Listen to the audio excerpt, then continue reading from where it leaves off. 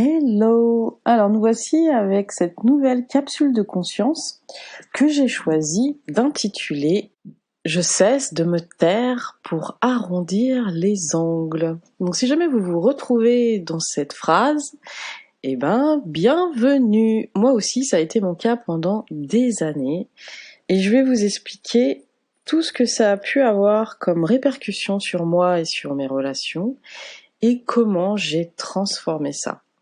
Avant tout, je vais me présenter pour les personnes qui ne me connaissent pas. Je suis Jessie Bira, thérapeute intuitif, canal et auteur, et j'accompagne de nombreuses personnes à se libérer, à apporter plus de conscience et d'espace dans leur vie.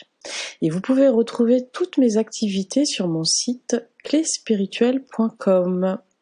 Alors, voici cette capsule de conscience, je cesse de me taire pour arrondir les angles. Aujourd'hui, j'aimerais vous dire que très souvent, on peut se taire pensant que cela s'arrangera plus tard. C'est-à-dire que si une personne nous blesse dans son comportement, dans ses mots, on va choisir de ne rien dire pour éviter un conflit. Ou encore, on peut ne rien dire sur ce que l'on fait, sur ce que l'on pense ou sur ce que l'on choisit, pensant que cela serait mal compris. C'est-à-dire qu'on va pas oser dire que on fait ceci ou cela ou qu'on lit tel livre parce qu'on croit que l'autre personne ne va pas comprendre ou va mal le prendre. Donc c'est une attitude qui peut être très néfaste parce qu'elle va verrouiller en nous des émotions. C'est-à-dire que tous ces non-dits vont se cristalliser dans notre corps physique et créer de la distance dans la relation. Alors, je peux très bien parler de relations familiales, comme amoureuses, comme professionnelles, d'accord ? Donc c'est vraiment dans le cas de toutes les relations. Ça va se cristalliser au niveau de notre chakra de la gorge, où va être bloqué tous nos non-dits. Ça peut être aussi cristallisé au niveau du chakra du plexus solaire, qui est un peu au niveau de l'estomac, parce que ce chakra représente qui je suis vraiment, comment je prends place dans ma vie avec mon je suis, et enfin, on imagine aussi dans le chakra du cœur, si vraiment ce que je n'exprime pas est très important dans tout mon domaine affectif. Si c'est une personne que j'aime, qui compte énormément dans ma vie, si je me sens déçue par ses propos et que je n'éclaircis pas ça, je peux bloquer mon chakra du cœur. Il faut savoir aussi qu'il est difficile, lorsqu'on se tait, de faire machine arrière. Car on pense, partant d'un bon sentiment, que c'est pour le bien, et on va se rendre compte tôt ou tard que se taire va saper notre élan vital, notre spontanéité et notre bien-être. Et c'est souvent les femmes qui peuvent s'enfermer dans ces rôles, mais il y a aussi des hommes. Et on peut se sentir, au bout d'un moment, incompris, transparent et inassouvi. Parce que, en se taisant sur ce qui compte vraiment, sur nos émotions, on peut avoir l'impression de passer à côté de sa vie et de devenir spectateur ou spectatrice. Je m'explique.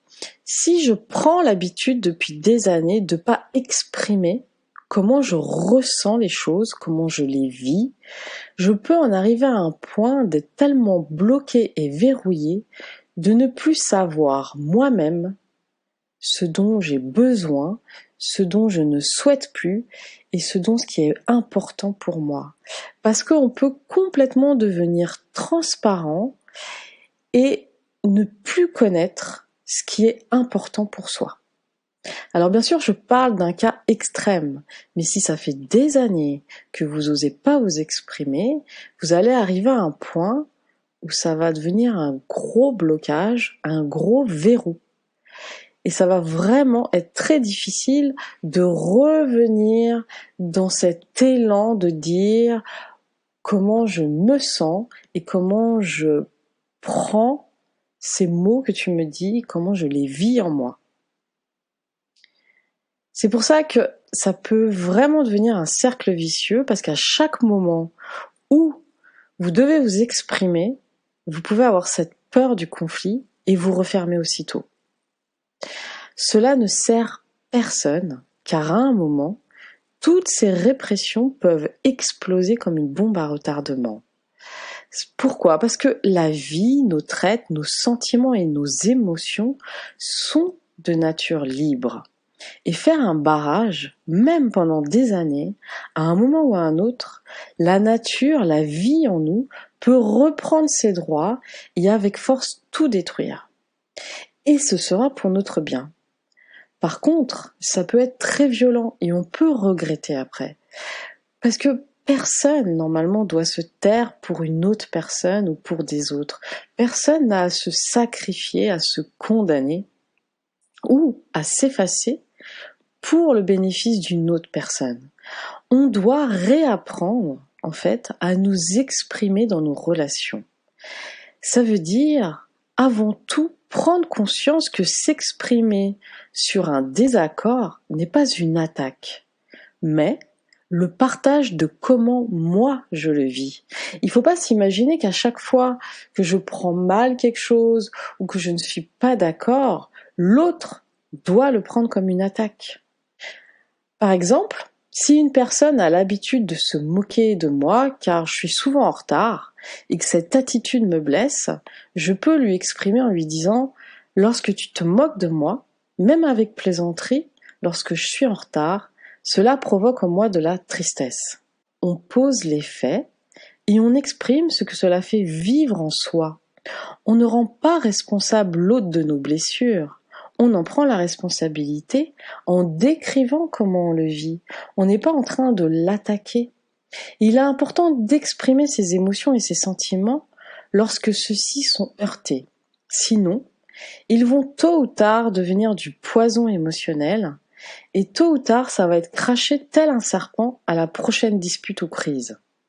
Et les mots deviendront des armes, alors qu'ils peuvent être un moyen de mettre en lumière comment je le vis et comment ensemble on peut faire des ajustements pour que tous les deux dans la relation on soit bien.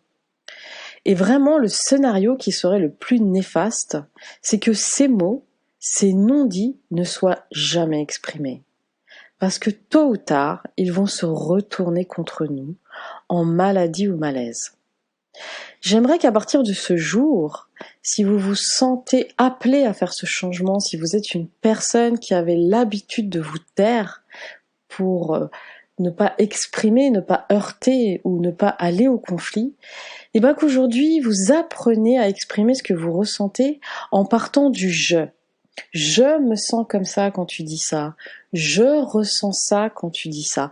Parce que la personne en face de nous ne va pas se sentir attaquée, mais va pouvoir être à l'écoute et se dire, et souvent c'est ce qu'elle va dire, excuse-moi, je ne pensais pas que je te faisais vivre ça. Parce que la personne, elle est dans son propre monde et elle n'a pas accès à notre monde si on l'invite pas, si on lui montre pas ce qui se passe. Donc prenez la responsabilité de ce que vous ressentez sans accuser l'autre, mais surtout de l'exprimer afin d'avoir une communication d'ouverture au lieu de fermeture. Parce que quand on attaque l'autre, on est dans la fermeture et la séparation. Quand on ne dit rien, on est aussi dans la fermeture et la séparation avec soi-même et avec l'autre. Voilà, j'ai essayé d'exprimer au mieux comment sortir de cette non-expression de ce que je ressens quand j'ai peur de blesser ou d'aller au conflit. J'espère que cette capsule va vous aider à en prendre conscience, si c'est votre cas, va vous aider à faire les changements, qu'elle va vraiment vous permettre une belle ouverture dans vos relations.